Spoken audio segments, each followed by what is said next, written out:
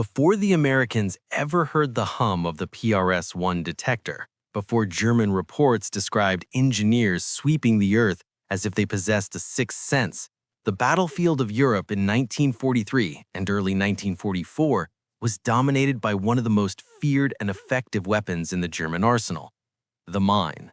Not the towering naval mines suspended beneath the waves, but the small, carefully concealed anti-tank and anti-personnel devices that Wehrmacht engineers buried beneath soil, grass, roots, and forest debris.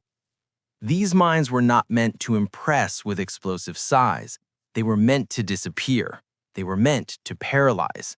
And for a time, they succeeded. German defensive doctrine relied heavily on turning the terrain itself into a weapon. Their engineers became masters of concealment.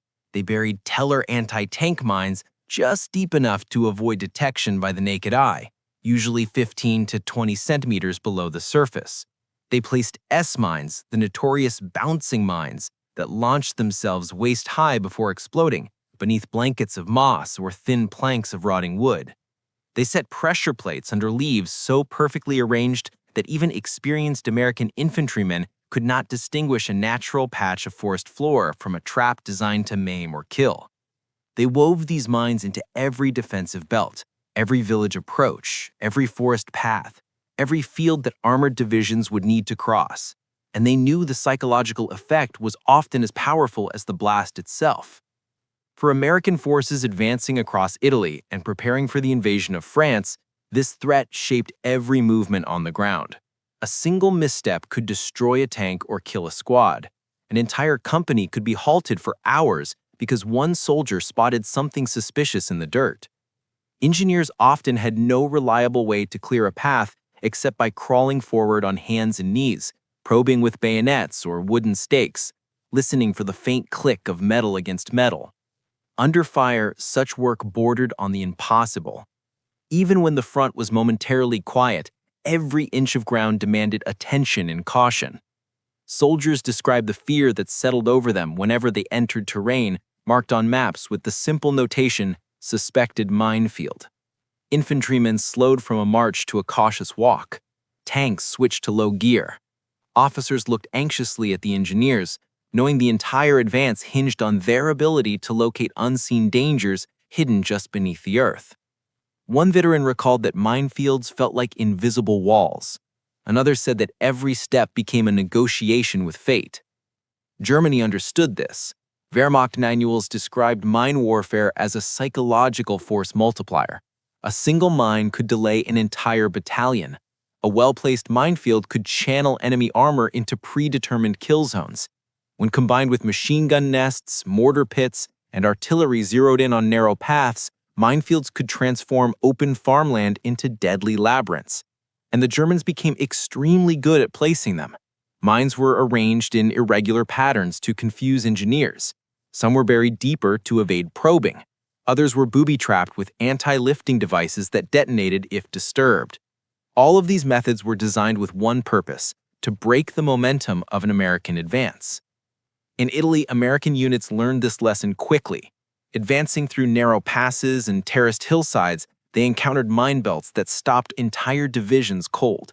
Engineers had no choice but to work exposed on slopes where German snipers and mortars waited for the first sign of movement. Casualties among American engineers rose so sharply that some commanders began requesting additional units just to handle the expanding threat. Germany had created a form of warfare in which terrain and concealment became equal weapons. As the Allies prepared for the invasion of France, intelligence reports warned that German mine density would be even higher than in Italy. Beaches would be saturated with Teller mines buried beneath sand and shingle. Hedgerows and roads would conceal S-mines waiting to leap upward. Fields would hide tripwire bags and pressure fuses placed beneath clumps of grass. Some officers worried that armored units would be unable to move inland quickly. Others feared that infantry advances would be so slow that German reinforcements would arrive before the Allies could establish secure positions. Everyone understood that speed was essential. Everyone also understood that minefields could make speed impossible. The emotional toll on engineers was immense. They became the first men to step into uncertainty. While infantry behind them carried rifles and machine guns, the engineers carried probes, wire cutters, and the weight of expectation. They crawled on their stomachs, inching forward, brushing aside leaves or scraping away dirt while trying to stay calm under fire. When they uncovered a mine, they marked it with a strip of cloth or chalk. When they found 2 or 3 in a row, they knew they had entered a full field. And when gunfire erupted, they pressed themselves into the soil, praying that their last movement had not triggered anything buried beneath them. Before the introduction of metal detectors, mine clearance depended almost entirely on touch, eyesight, and luck. Engineers used bayonets to test the soil. They listened for subtle shifts in texture beneath their boots. At night, they sometimes felt the ground with their bare hands because light would give away their position. Many of them did not survive the war. Others carried scars from shrapnel or burns caused by explosions triggered while probing, but they persisted because the advance depended on them. German commanders took note of the success their minefields had achieved. Reports from 1943 and early 1944 celebrated the effectiveness of mines in slowing Allied advances. Some German officers boasted that their mine belts could halt entire armored divisions for hours at a time. They believed they had created a perfect defensive weapon, invisible, silent, and unstoppable. And for a moment in history, they were right. Before the PRS-1 appeared, American forces faced an enemy they could not see and could barely detect. Part 1 ends with a scene repeated across Europe. Endless lines of American soldiers halted at the edge of a field, watching as a handful of engineers crawl forward with nothing but hand tools and courage to guide them. They move slowly under a sky filled with smoke. The earth beneath them is a battlefield of hidden threats. And in that moment, it seems that German mines might truly stop the advance. What no one on either side yet knows is that a device is coming, a small metal circle attached to a handle, a machine that will change everything and shatter the confidence of those who believe their mines are invisible. Throughout the first years of the war, American engineers crawled across minefields with nothing but probes, training, and raw nerve to protect them. Every advance came at a terrible cost. Every cleared path represented hours of danger. Every explosion reminded commanders that even the bravest engineers could not outrun physics. The Germans had designed their mines to be invisible, and for a long time they were. But in early 1944, as the Allies prepared for the liberation of Europe, something new appeared in the equipment lists of American engineer units. It was a device so simple in appearance that many soldiers dismissed it at first glance. A metal frame, a circular search coil, a power pack strapped over the shoulder. It did not look like a weapon. It looked like a tool, but it was a tool that would change everything. It was the PRS-1 mine detector. The PRS-1 was not magic, though many Germans would later describe it as such. It was an electromagnetic search instrument built around a principle that had existed for decades, but had never before been applied at such scale on the battlefield. When the circular coil at the end of the detector passed over metal buried beneath the earth, even at depths greater than the German standard 15 to 20 centimeters, it generated a faint signal. That signal traveled through wires to the headphones worn by the engineer. To an untrained ear, the noise was nothing more than a subtle hum, but to a trained operator, it was the sound of life. It was the sound of warning, and soon it became the sound that shattered Germany's confidence in its beloved minefields. Engineers who first tested the PRS-1 during training exercises immediately understood its potential. Instead of crawling on their bellies for hours probing the soil by hand, they could now sweep the ground while standing upright. Instead of relying on simple touch and intuition, they had access to a reliable, repeatable instrument that could detect metal with remarkable precision. Teller mines, whose steel casings were designed to withstand tank pressure, stood out clearly in the headphones. S-mines revealed themselves even when deeply buried. Fragments of metal, tripwire anchors, anti-lifting devices, and pressure caps produced distinct tones that skilled operators learned to differentiate. What had once been an enemy advantage became a vulnerability. The PRS-1 made its first operational appearances in Italy and in the build-up to Normandy. The terrain in Italy was particularly well suited for the detector's strengths. The Germans had scattered mines across rocky hillsides, narrow mountain passes, and terraced farmland. Engineers using the PRS-1 found that the device could distinguish metal even when buried beneath stones or roots. In several recorded instances, detectors located mines that would have been impossible to find with traditional probing methods. Officers began rethinking their assumptions about mine clearance timelines. What once required hours could now be done in minutes. The detector's design was straightforward. The search coil, mounted on a long handle, swept in slow arcs over the ground. The operator carried a battery pack on his back or hip, connected to the coil by insulated wire. Headphones completed the ensemble. When the coil passed over buried metal, it altered the magnetic field.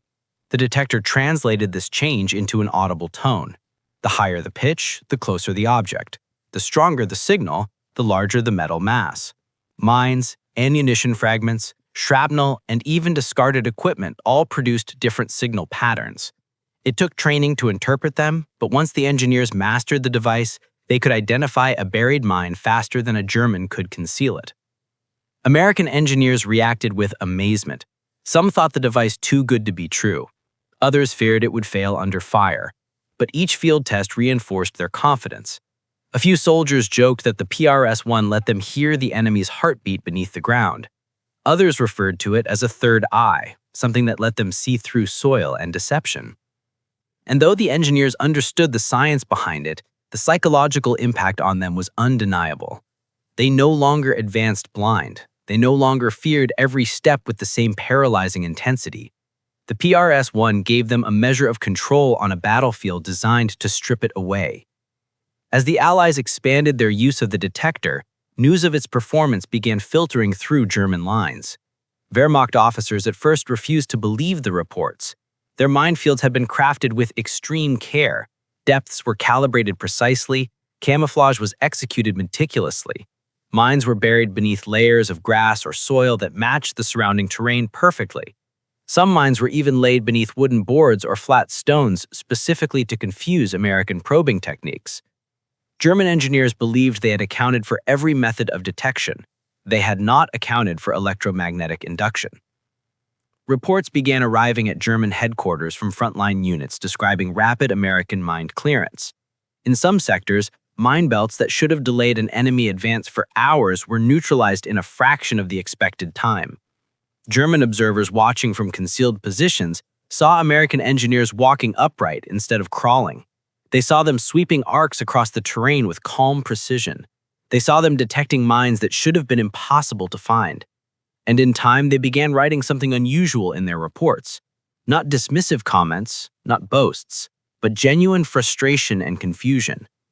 According to a Wehrmacht intelligence document dated 1944, one German officer wrote, "Their engineers sweep the earth like they have a sixth sense." Another report complained that American mine clearance was advancing far too quickly to match any known method.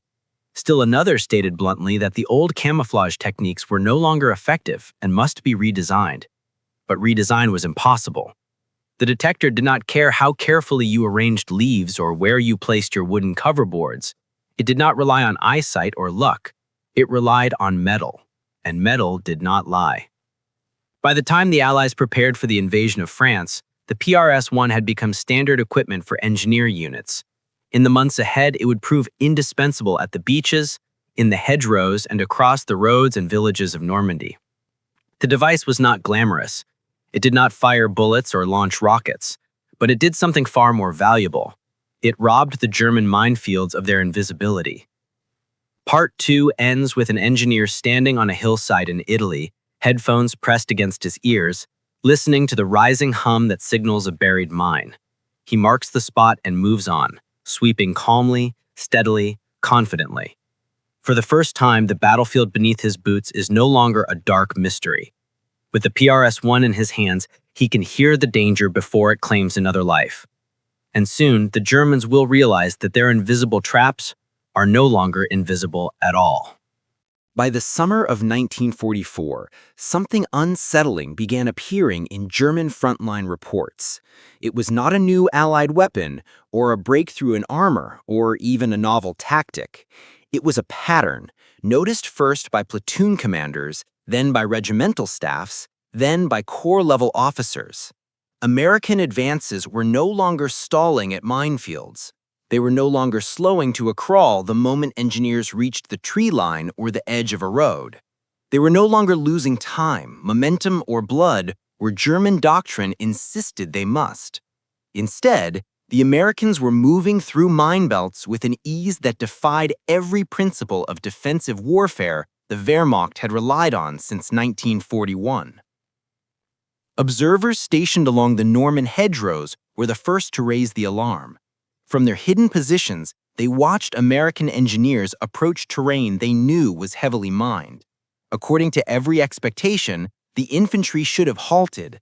The engineers should have crawled forward slowly, probing centimeter by centimeter. The advance should have stalled long enough for German counterattacks to assemble or for artillery to strike the blocked units. But that did not happen.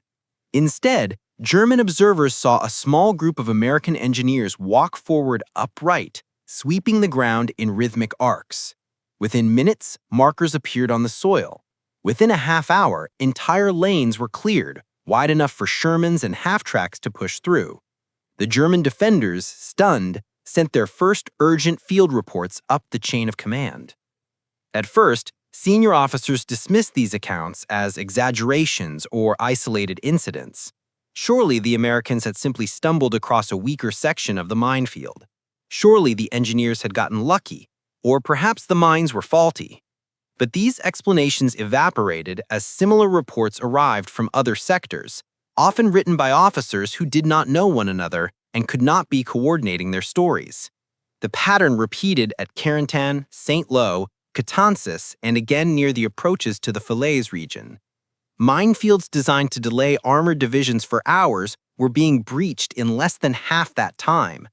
Anti-personnel belts meant to bleed infantry dry were being neutralized with shocking precision. One German report described it succinctly. They move as if the earth itself tells them where the mines are. Another, more frustrated, stated, "Our camouflage no longer matters. The Americans detect mines even when buried deeply and covered with natural ground."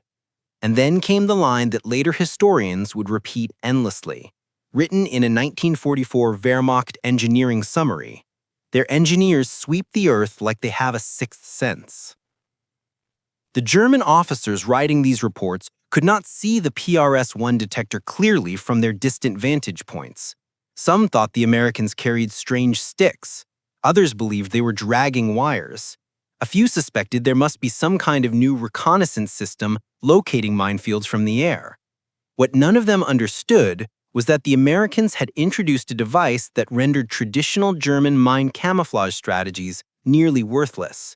Grass, leaves, soil matched to the surrounding terrain, layers of moss carefully reattached, all of these techniques became irrelevant.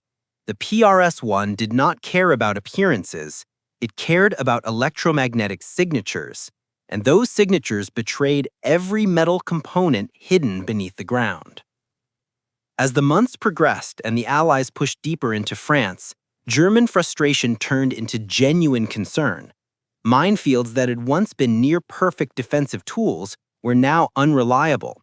They could still kill, of course. They still maimed soldiers and destroyed vehicles when encountered unexpectedly, but they no longer served their primary tactical purpose, slowing advances long enough for German forces to regroup, reposition, or counterattack. Without that delay, the mobility of the American army became overwhelming. German defensive lines built with the assumption that minefields would buy essential time began collapsing faster than expected. The reports from the Hurtgen forest illustrate this shift clearly. Hurtgen was a nightmare of trees, fog, and hidden dangers. German engineers had filled trails and clearings with anti-personnel mines buried under damp leaves and dark soil. It should have been perfect terrain for mine warfare. Yet, American engineers, equipped with the PRS-1 detector, advanced through it methodically, cutting lanes beneath the forest canopy. German snipers, expecting engineers to crawl slowly, discovered instead that they had to contend with men who remained upright, sweeping with confidence. This forced the Germans to adjust their fire, revealing positions sooner than intended. The minefields that were supposed to trap American units instead became points where German soldiers gave away their positions trying to stop engineers who no longer needed to crawl. The shock reached a peak in the Ardennes, where rapid American follow-on advances after early German gains threatened to break the balance of the battlefield. Reports from German armored units expressed disbelief that the Americans could clear mines so quickly, even under winter snow. Snow should have concealed disturbances in the soil. It should have made probing nearly impossible. Yet the PRS-1 had no difficulty detecting buried metal through a thin blanket of snow, and American engineers cleared lanes that allowed tanks to counterattack before German planners expected them to be able to move. One German officer wrote bitterly, "We prepare obstacles with great labor, and they undo them as if brushing dust from the table." Even more demoralizing to the Germans was how the Americans adapted their tactics around the new device. Engineer squads became faster, more confident, more aggressive. They no longer waited for perfect weather or complete silence. They advanced even while under harassing fire. They no longer required hours of slow probing. They swept the ground, marked the mines, moved forward, and opened lanes that entire battalions marched through. German machine gunners watching from concealed positions sometimes reported feeling helpless as the Americans moved steadily through areas that should have been impassable. Part 3 ends with the scene seen through the eyes of a German observer. He watches American engineers approach a stretch of ground he knows is thick with mines. He expects the explosion. He waits for it, but it never comes. Instead, the engineers pause, sweep, mark the earth with white tape, and move on. Behind them, tanks begin advancing. Infantry follows. The defensive line trembles. And in that moment, the German officer realizes that the battlefield has changed fundamentally. The minefields he trusted are no longer walls. They are barely speed bumps.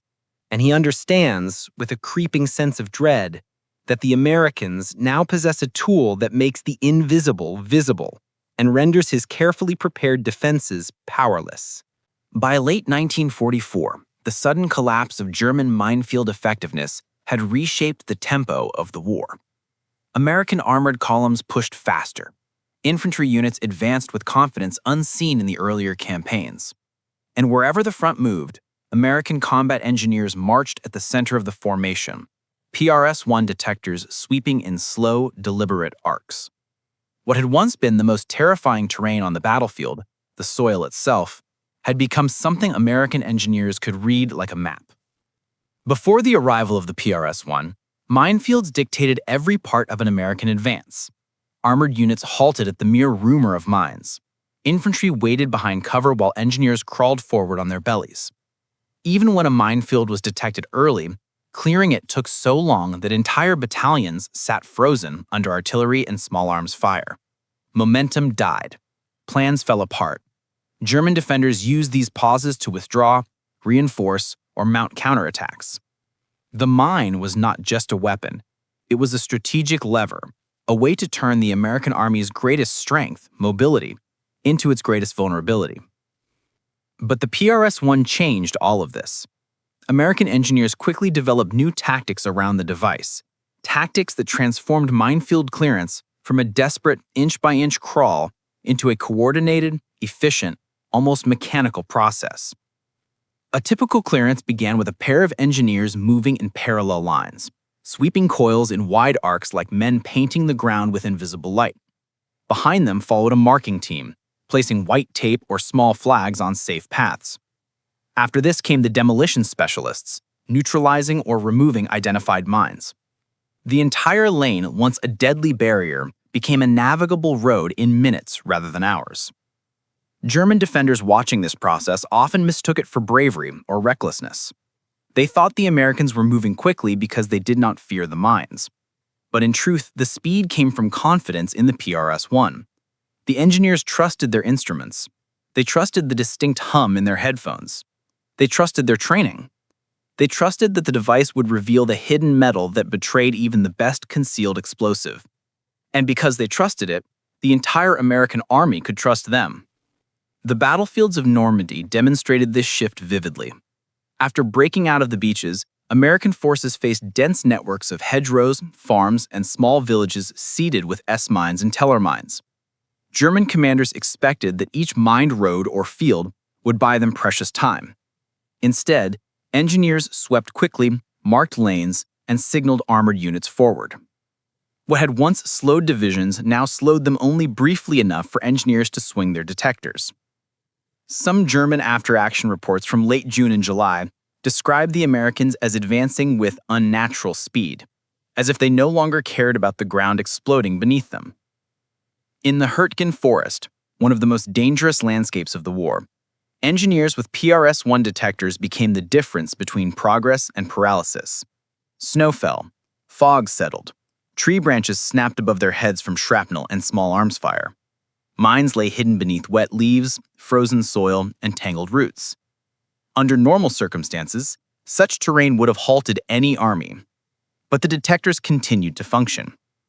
Engineers sweeping the ground could distinguish the faint metallic signature of a buried S mine even when it rested beneath a foot of compacted leaves. They could detect teller mines buried so deeply that probing would have missed them entirely. Slowly, painfully, they carved safe paths through the forest.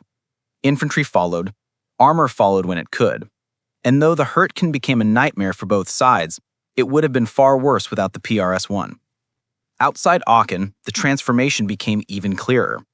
German forces had mined the approaches to the city heavily, expecting to hold the Americans at the edge of open fields long enough to reinforce the urban defenses. But engineers swept the ground so efficiently that American tanks reached the outskirts days ahead of German expectations. German artillery batteries positioned to strike halted formations discovered too late that the formations never stopped. American units kept moving because engineers kept clearing. The most dramatic example came during the counterattacks of the Battle of the Bulge. German forces hoped that mines hidden beneath fresh snow would destroy American vehicle columns moving to reinforce threatened sectors. Snow should have made detection nearly impossible, yet engineers equipped with PRS-1 detectors simply adjusted their sweeping rhythm, listening for the faint distortions caused by metal beneath snow crust. They moved through drifts that reached up to their knees, stopping only when the cold made their fingers too stiff to hold the handle. Even then, they kept going. With lanes cleared, American armor surged forward to close gaps, block German thrusts, and regain lost ground. This was the moment when German commanders, watching from behind ruined walls or from forest vantage points, began to understand that their defensive doctrine was unraveling. They had assumed that minefields would shape the battlefield, but now it was the Americans who shaped it. Mine belts that once served as walls now functioned as minor inconveniences. What had once bought time now bought almost nothing. The psychological shift among American soldiers was equally profound. Before the PRS-1, infantry felt exposed every time they stepped off a road or crossed a field. After its introduction, they felt protected by the presence of engineers. If engineers were sweeping ahead, soldiers knew they could advance. If engineers signaled the all clear, platoons moved without hesitation. The PRS-1 was not just a tool, it was reassurance. It turned fear into discipline and hesitation into movement. Part 4 ends with the image of a long American column advancing across a field at dawn, fog rising around their boots. At the head of the formation walks a single engineer, headphones pressed against his ears, sweeping the detector in slow arcs. Behind him stretch riflemen, machine gun crews, medics, mortar teams, and armored vehicles rumbling forward. He clears the way. They follow. And somewhere in the tree line ahead, a German officer watches through binoculars, realizing that his intricate minefields no longer control the pace of the war. The Americans do. When the war finally ended and Germany's surviving officers surrendered their documents and field reports, Allied intelligence analysts began to see a pattern that had not been fully understood in the chaos of combat. German minefields had not simply been breached, they had been outmatched. Their defensive doctrine, the one built on invisible traps, carefully calibrated burial depths, camouflage techniques perfected since the early years of the Eastern Front, had collapsed in the face of a technology so small that it fit into the hands of a single American engineer. The PRS-1 detector had not just helped the Allied advance, it had rewritten the relationship between attacker and defender, and the Germans, reading their own post-war reports, finally understood why. The captured documents revealed a steady progression of disbelief, frustration, and ultimately resignation. Early 1944 reports expressed confusion about why American forces were clearing mine belts more quickly than expected.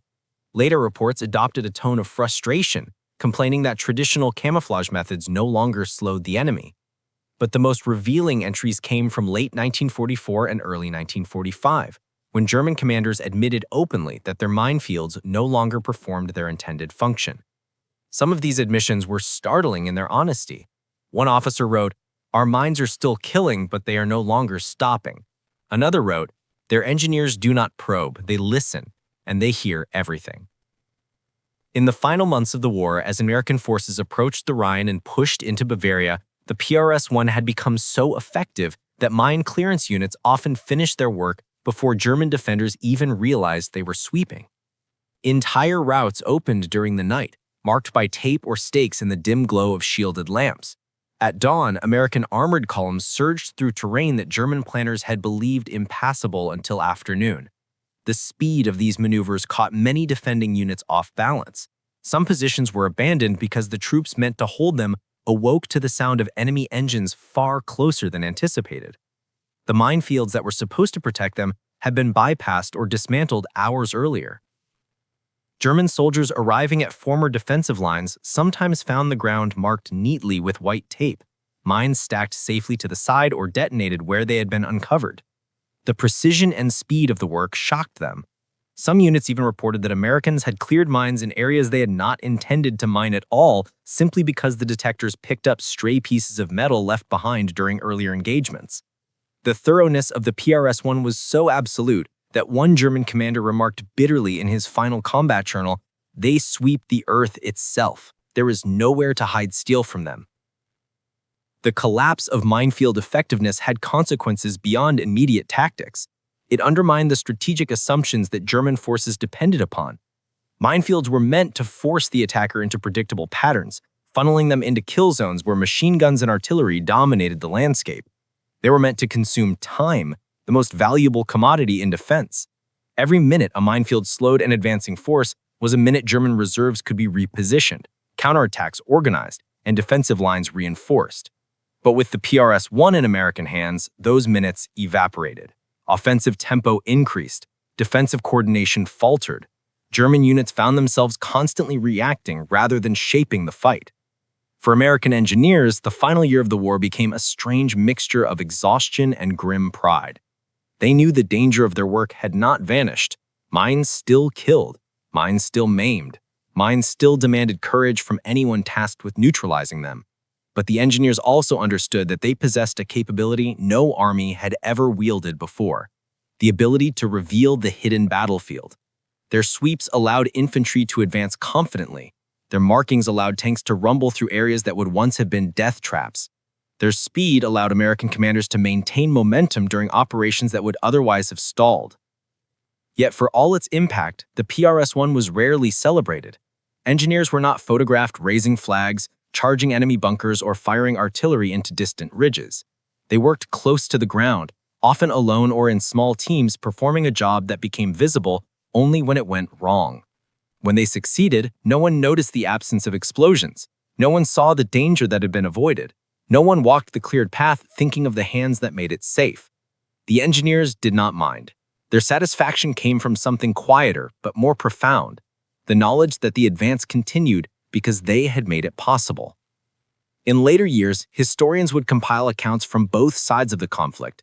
German soldiers who once trusted their minds spoke of bafflement as American engineers moved through their defenses with uncanny precision. American engineers recalled the first time they heard the rising pitch in their headphones, signaling a buried teller or S-mine. They remembered the wake of responsibility in each step. They remembered the lives that depended on their accuracy. And they remembered how the battlefield changed once the PRS-1 placed its invisible shield between the army and the traps laid beneath its feet. Part 5 ends with a final image, one that captures what the PRS-1 meant not just to the war, but to the men who fought it.